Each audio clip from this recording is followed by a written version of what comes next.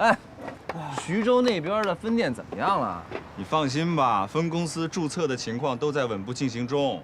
但是我想跟你们说的不是这事儿。哎呀，我就是觉得吧，我最近的状态特别不好。自从我回了徐州老家，每天无所事事，我以前的激情斗志全部都消磨没了。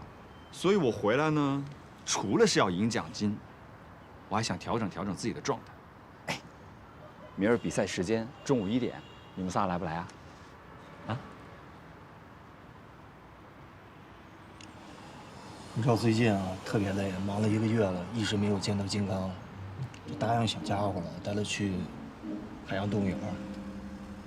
啊，艾米的父母啊，明天要来，他们想要在这边逛一逛。你说，我是不是得陪着吧？我跟吴总约了去嘉兴看分店的事儿。这你们仨这，那不来就不来吧，免得我比赛看到你们仨我还紧张呢。你是不是有点紧张啊？紧张？哼，我李杰森的字典里有这几个字吗？臭屁！你跟你那3个哥们学点好行吗？弟妹，你这背后说我们坏话，这可不太好啊。你们仨，你们不是不来吗？哎呀，你的人生大事，我们怎么可能不来呢？就是啊，这万一要是我们不来，说不给你动力，这万一输了，这锅背不了啊。可以啊你，我们是过来给你个惊喜，怎么样？杰森叔叔，你可别让我失望哦。好的，小金刚，叔叔一定给你拿回来20万奖金，好不好？来，聚个气。来，金刚，来上！加油！耶！欢迎各位来到上海第1届甜品大赛决赛的比赛现场。下面我将为大家隆重的介绍入围本次决赛的厨师，他们是17号爱豪餐点行政主厨刘洋女士。这第1轮结束之后，会不会一日游啊？不是你嘴怎么那么嘴啊？肯定不能啊！我跟你说，今天必须拿名次。当然还有来自 Phil 餐厅的李杰森先生。那么最后呢，我将为大家隆重介绍大名鼎鼎的甜品之王 Garris 先生，掌声祝贺他。好的，下面我将为大家介绍本次比赛决赛的比赛规则。在这里呢，将会有不同的命题，我们将会根据6位评委的点评，去掉最高分和最低分，选取平均分，以及结合网络投票来决定今年的甜点之王。现在我宣布，上海第1届甜点大赛决赛正式开始。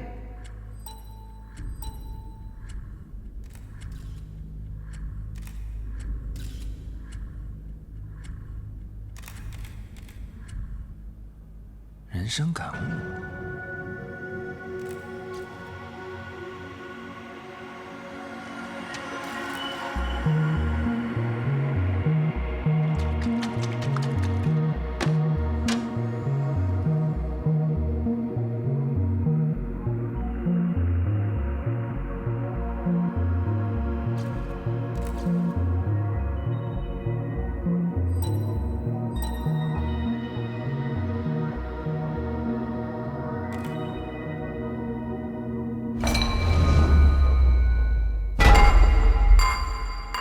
哦，我们的66号选手好像出现了事故，请抓紧时间，现在距离比赛结束还有最后的10分钟。这个笨蛋！不是，要是现在开始重新做的话，还来得及吗？每次在家里做啊，用很长时间的，这么多配料，应该来不及了吧？那现在怎么办啊？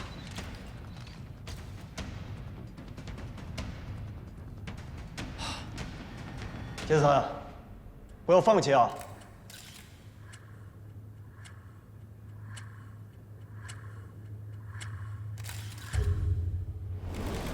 兄弟们，我好想吃冰激凌啊！哎，现在谁要给我买一冰激凌，我叫他爸爸。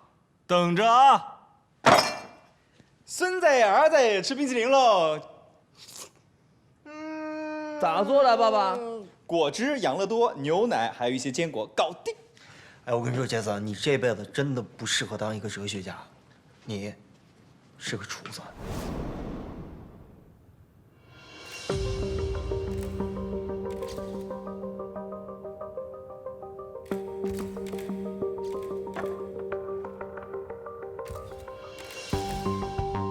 注意，现在66号选手在干嘛？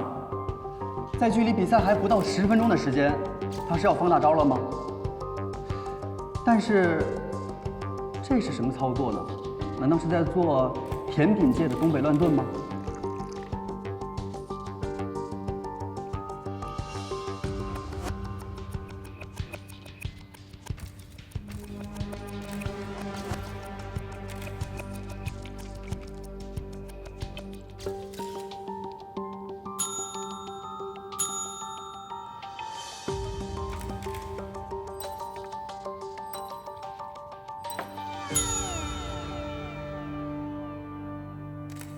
做好了。下面，请参赛的厨师们按照顺序，对自己的作品进行评述，讲解一下你的作品特点是什么。来自 Feel High 的李杰森选手，我们注意到你在比赛的过程中有些反常，好像是遇到了些问题，是吗？不过，你还是坚持到比赛结束，按时结束了自己的创作。可是你面前的这个作品和其他的选手比起来，似乎有些过于简单了。我抽到的选题是以人生感悟去做一道甜点。刚开始我有点懵，我在想，我人生最重要的是什么？今天我的女朋友也来了，倩倩，对不起，请允许我说出我内心最真实的想法。在过去的几十年的时光里，我人生最重要的就是他们3个，跟我朝夕相处了10几年的好兄弟。但是在今年，我们4个都有了人生的转折点，我选择了跟他们分开，离开这座城市。所以今天呢，我想制作一道特别简单的甜点，来怀念我们已经逝去的青春，让时光重现。所以，我给我的这道甜点命名为“兄弟4人组冰淇淋”，每一组冰淇淋都代表着我的一个兄弟。首先我要说的是郭崇，他一直都是一个老实人，不过最近他好像开窍了，找了一个女朋友，比自己小10几岁，彻底的放飞自我了。所以，代表他的这款冰淇淋呢，我用的是香草牛奶冰淇淋做外壳，但是我希望它的内里充满了爆炸元素，所以夹心我用的是甜苏打和跳跳糖。我希望它外表沉稳，但是内心越来越炸，突出它闷骚的核心。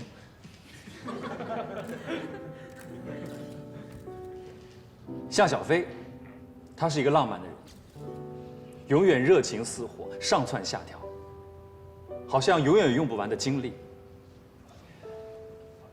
但是有的时候，有那么一点不靠谱。所以代表它的这款冰淇淋呢，我用的是重乳酪和大量的动物奶油。我希望它的味道能够很浓郁，但是内里我用了最简单的食材，就是果仁。这也是我对它的期望。我希望它外表永远热情似火，但是内心要更多一点的稳重、踏实。接下来我要说的是我们的大哥童宇，他是我们4个人中最优秀的一个，也是我见过最聪明的人，也算是我们4个人的主心骨吧。他是个什么样的人呢？就是从小家长嘴里的别人家的孩子，长大后女朋友嘴里的某某男神。我这么说大家都明白了吧？跟这样的人相处啊，很矛盾。有的时候你希望离他越远越好，为什么呢？因为跟他在一起，就会显得自己很菜。但有时候呢，又希望自己能够变成他，像他那么优秀。他外表看上去很刚强，但是他内心却很柔软。为什么会这样呢？因为他善良、热情，还有坚韧不拔的内心。所以代表它的这款冰淇淋，外壳我用了浓烈的朗姆酒作为调味儿，内里呢，我用的是软糖包裹着热巧克力。当你剥开它冰冷的外表，你就能够品尝到最浓烈的甜味。那么我就没那么复杂了，我就是一个简简单单、平平常常的普通人，所以代表我的这款冰淇淋是最简单的牛奶冰淇淋。但是，在这10几年的时间里，他们3个包容着我，帮助着我，保护着我。所以我的这款牛奶冰淇淋里面，也夹杂着他们3个人的口味，以口味来分层。因为其实现在的我，早就有他们3个人的影子了。我们4个就是不可分割的整体。这就是我的人生感悟。15年的时光，4个人，4款冰淇淋。我说完了。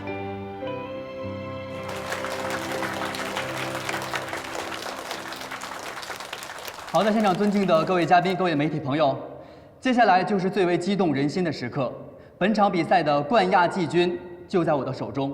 那究竟是哪3位甜品大师会得到如此殊荣呢？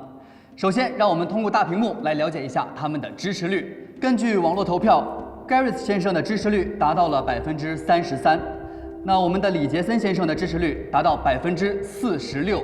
我靠，杰森第一！啊，等我，网络。那么冠军会是谁呢？他会是人气最高、被誉为甜品之王的 Gareth 先生吗？还是来自 Phil 餐厅的黑马主厨李杰森呢？获得本次比赛冠军的是甜品大师 Gareth 先生，掌声祝贺他！行，还有亚军呢。那最后我要公布的是亚军得主，他就是来自 Phil 餐厅的李杰森主厨。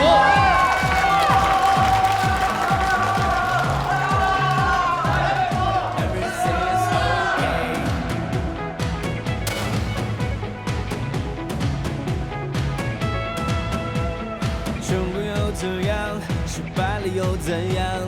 换上泪水，我照单全收，怎样努力？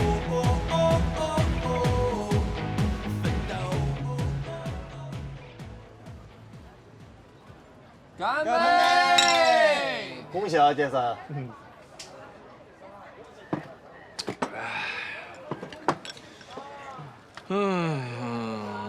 不是怎么着，就拿了个亚军，这啊？还不开心了？唉声叹气，真的是。我这个亚军啊，我得感谢你们，是你们给我的灵感和勇气。但是我最近其实状态挺差的。怎么了？这变谦虚了。真的。唉，我回老家这几天，我也做了几次甜点给我父母吃，可是再也不是以前那个味儿了。我刚开始呢，以为食材不对，我就找来了一模一样的食材。结果还是一样，味道还是不对。为什么呀？后来我想了很久啊，我终于想明白了，甜品就是让人快乐的食物。如果连做甜品的人都不快乐的话，那他做的东西怎么可能让人快乐呢？你别想这么多了，等到咱们分店慢慢开起来之后，一定会越来越好的。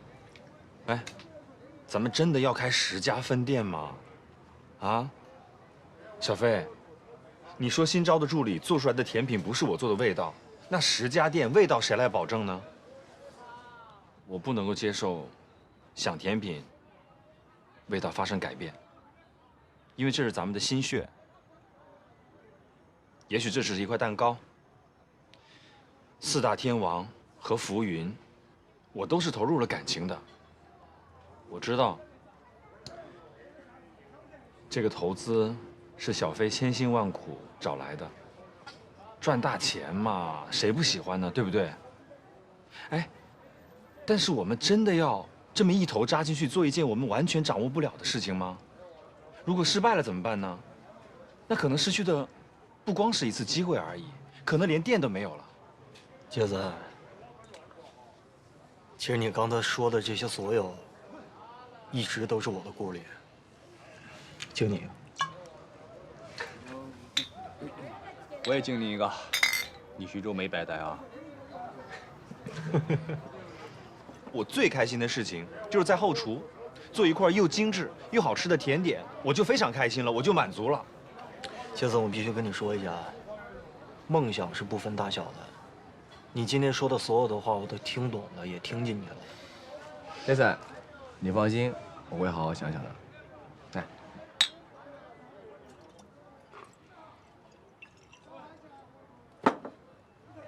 也许我今儿有点喝多了，但是我头脑特别清醒。唉，我想明白了，我想回来。我觉得李杰森不会回去了。怎么了？我跟你说啊，男人就跟这开心果似的，不开心就是这壳，开心了才能见到果。他什么状态，全写在脸上。你是说他不想在徐州待啦？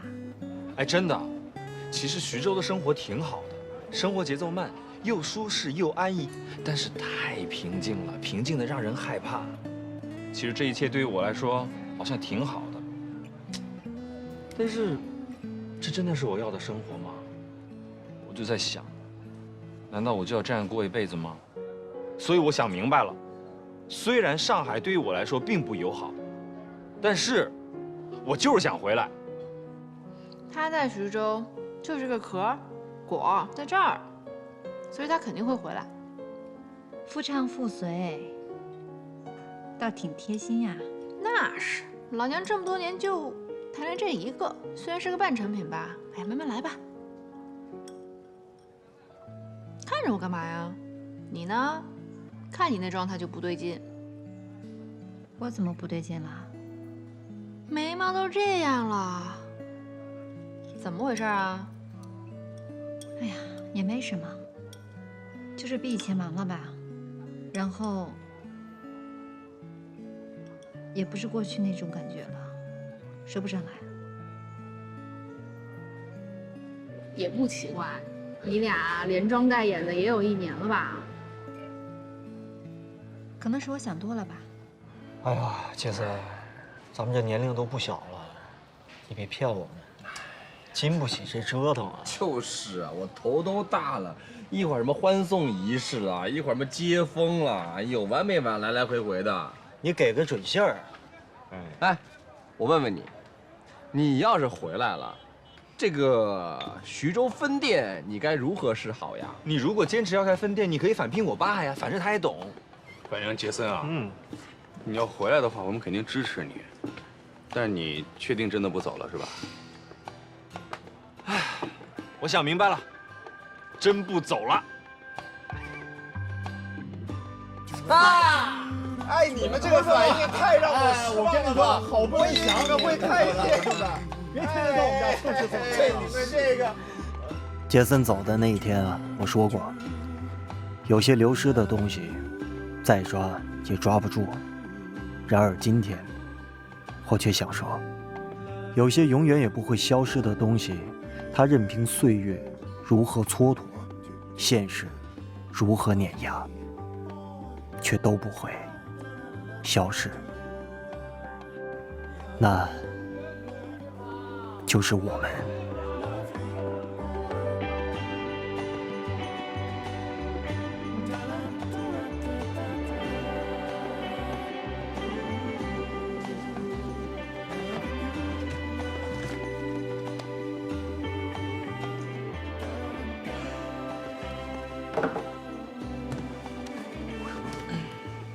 妈，我参加了一个厨师比赛，得了一些奖金，我想去看看，看能不能交一套房子的首付，所以，我还是想留在上海。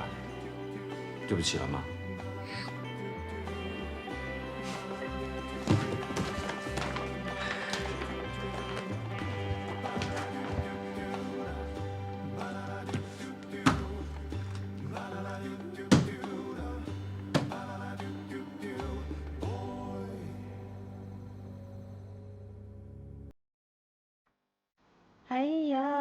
你这个又要还房贷，还要生活，还要孝敬父母，对吧？够不够啊？如果你们的作品呢能够成功的 IP 化，它的商业价值，您应该是知道的。但是太平静了，平静的让人害怕。这真的是我要的生活吗？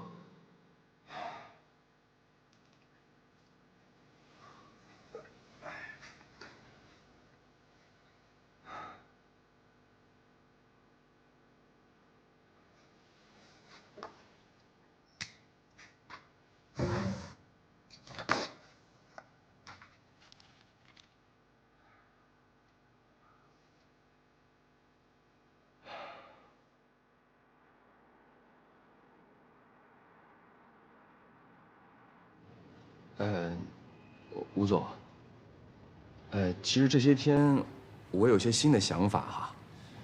这个蛋糕店呢，其实是我跟杰森两个人在共同经营着。我们两个说实话，精力确实有限，就担心如果说分店开太多的话，我们会精力跟不上，经营也跟不上，会影响蛋糕的质量还有它的口味。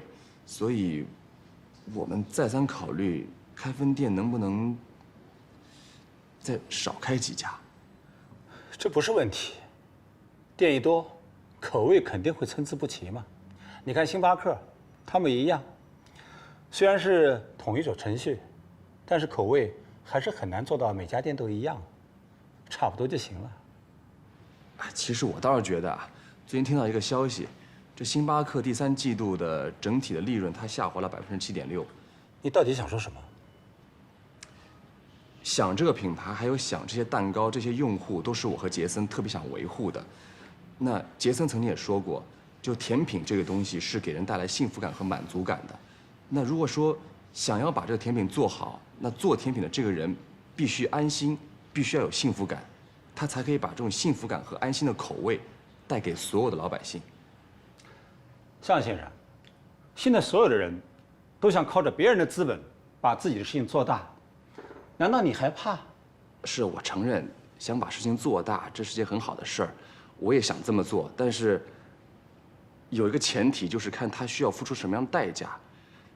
对于资本这个事情，当然我也听到很多例子，有大量资本进入之后，导致了整个产品和质量的下滑。我的习惯是，要么不做，要么做大。如果你不改变你的想法，我想我们没有必要浪费彼此的时间了。那吴总，实在是对不起了。你真的去听从一个蛋糕师傅的话，而不相信我？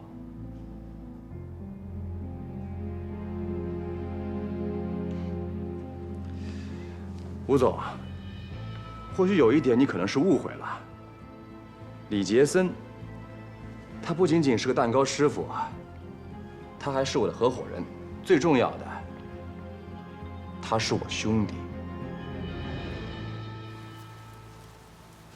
你的辞职报告我收到了。说实话，我很意外。我想先听听你是怎么想的，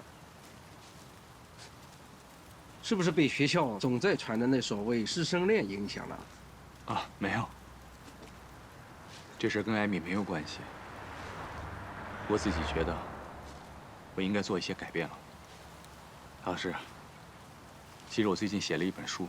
哦，这我知道，我也在网上看到了，写得挺活，很好啊。我当教师这么多年了，我还真的头一次感受到了这么大的成就感呢。所以我就在想啊，我当初为什么要做教师啊？其实因为父母觉得稳定，当然，我自己觉得还不错。这样一下10几年就过去了。我上课时候的态度也比较自由，年轻人很容易接受我。当然，我心里很清楚，这只是外，我的内在其实并没有做好。我现在就在想，到底怎么样才是传承历史的最佳方式？是像现在这样日复一日，拿着一本教案去强行的灌输吗？可是这样会不会让现在的年轻人更加对历史失去了兴趣，只是为了考试而去学习？其实我现在觉得写书反而更能影响他们，他们也更好接受到。但是郭从啊，我想告诉你，你的副教授申请学院委员会已经批了，就等教育局最后下文。你这样可是前功尽弃啊！的确，教师的工作很稳定，也很安逸。可是这样会让我安于现状啊！我现在都能够看到，我未来20年、30年，甚至更长时间，以后生活是什么样子了。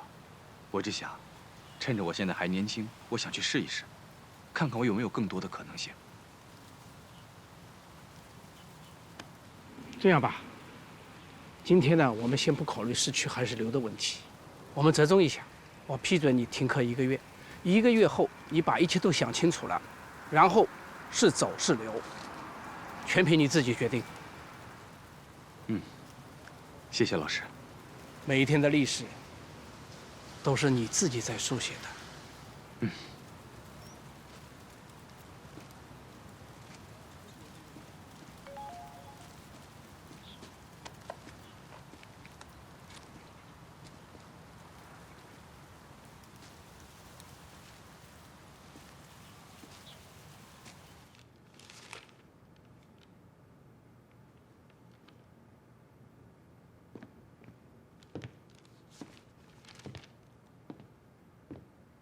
累不累啊？还好，你可比我辛苦多了。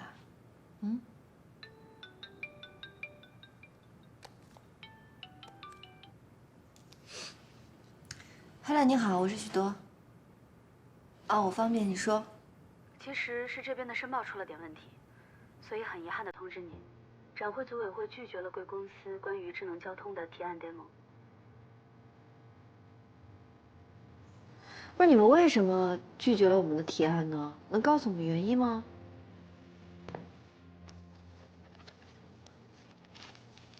因为经过筛选对比，发现有一家公司已经成功通过组委会的审核，申报了他们的创意，而贵公司的创意呢，与他们的重复率高达90%。哎，你等一下，这怎么可能呢？我想请问一下，是哪家公司啊？上海智动科技，他们的提交时间比你们要早，所以你们确实存在剽窃的嫌疑。如果您对我们的结果有异议，欢迎提交证据进行申议，但我们的全部流程都是正规化处理。你现在的意思是我们公司在剽窃是吗？我想问一下，智动科技谁负责这个项目？提交人是谁？智动科技的项目，稍等我看一下。申报者总工程师叫江大凯，副工程师叫李德。谢谢。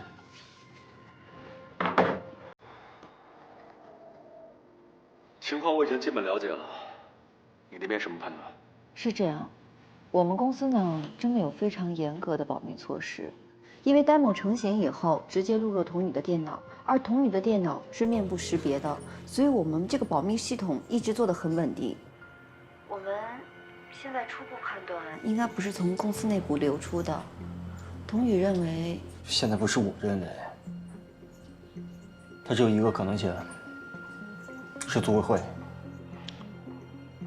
刚才沈晨给我递交了一份资料，这次亚洲智能科技大会的轮值主席刘冠和智动科技的 CEO 江大凯曾经是商学院的同学。你跟我说什么了？那现在怎么办呢？我们可以申诉吗？这种 T1级别的展会，这种事情，没有十足的证据，尽量不要声张。童宇，你曾经是智动科技的人，你想想办法。我现在能怎么办？难道我去智动科技，我问他们是不是你们剽窃了我们的项目？要知道这个项目，我们也付出了同样的心血。高总，你先别着急，这事儿呢，也是怪我。如果不是我那么着急想要在展会上展出的话，可能也不会发生这些事儿。这事儿跟你没关系，你的建议是好的，童宇。要这样吧。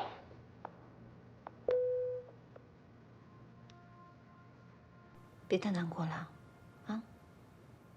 我们一起想想办法。不是我难过，是你心太急了。我是不是跟你说过，整个的项目还不够成熟？它只是一个 demo， 很容易被剽窃的。你太着急了，太想向智东科技来证明我们两个是可以的。我不是想向谁证明什么，我是为了你的梦想。可是你有听我的吗？好了，这件事怪我好不好？不是怪谁，怪谁也没有用。现在。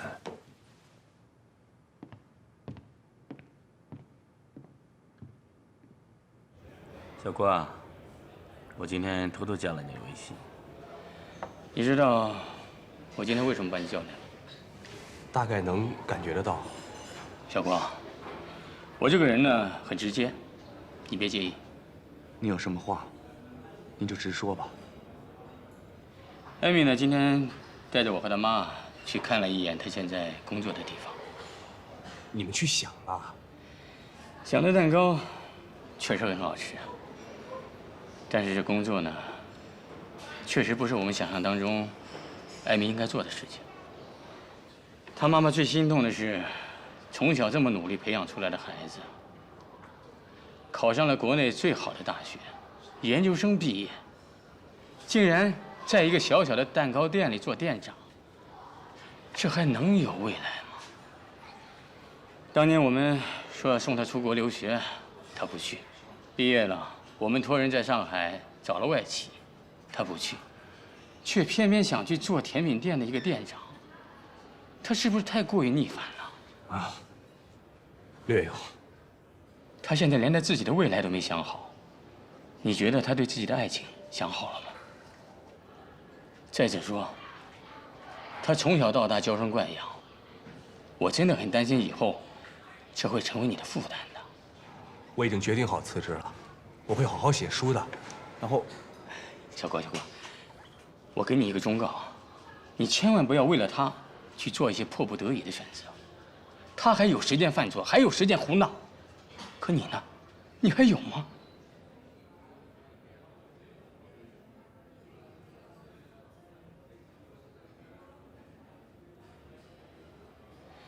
你现在需要做的呀，是继续你稳定的生活，而艾米呢，需要寻找新的人生，你明白吗？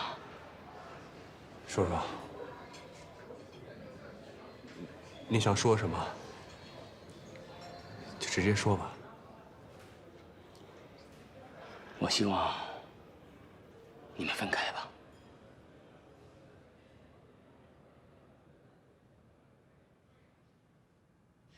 您这江湖浪子可以啊，说走走，说回回，这1000斤蛋500斤的还得老娘收拾。您下次浪迹天涯的时候，能不能自己把自己的包给我打包好啊？哎，我觉得咱们也许可以买房子了，啊？10万块的奖金加你的存款，我的存款够吗？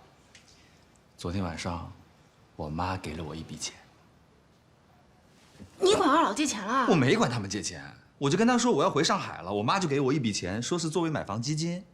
我想着反正我也缺钱，我就先收着，反正这钱日后我会还他们的。哎，那咱们现在给小夏打电话看房子去啊？打电话看房子。他们2位老人家总算是走了，我们也可以回归到我们的2人世界了。你是心情不好吗？我辞职了。啊？这么突然啊？你不会是打算签约了吧？我想试试。我的郭先生果然不一样，现在学会手起刀落，果断。哼。唉，就是可惜了，伯利大学要失去像你这样一位王牌教师了。艾米，我希望未来我们还是能一起写下去。怎么能有希望这2个字呢？是一定肯定，我肯定会陪你写下去的呀。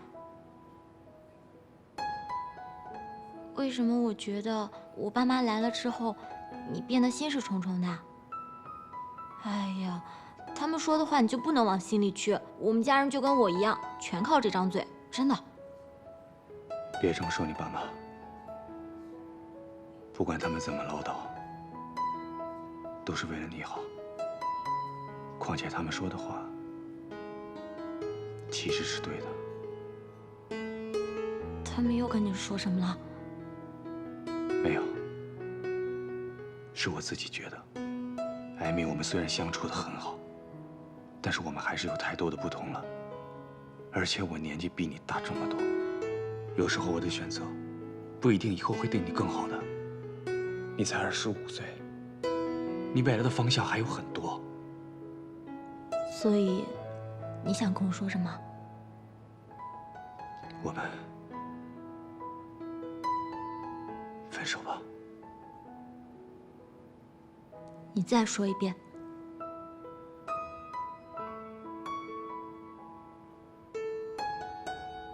我们分手吧。顾宠，分手是你一个人的事儿，对吗？你说分开就分开，你说在一起就在一起，你希望我陪你写下去，我就得陪你写下去。现在我可以滚了。对不起。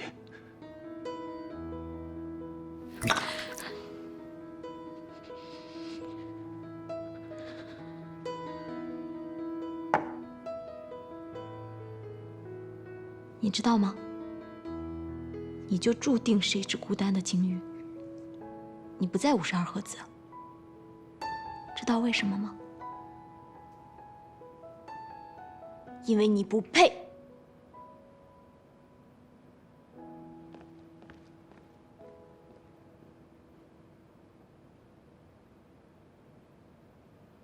你看，虽然远了点儿，但房子还可以啊，是吧？不错。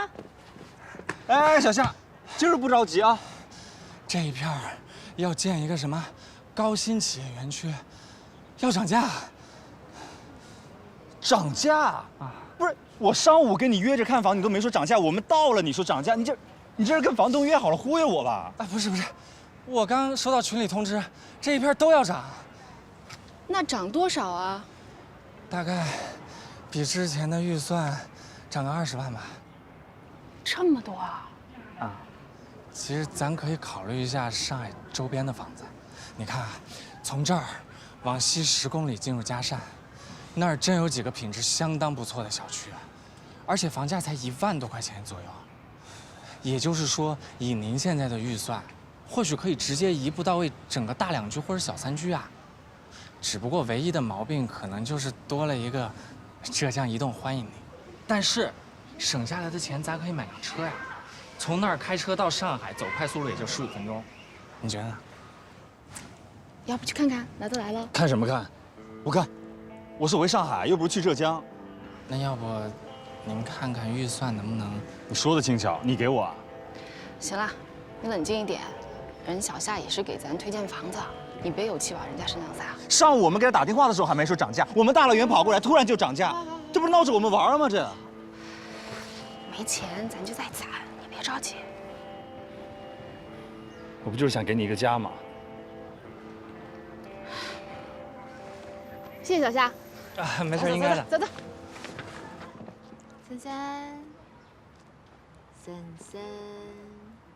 三，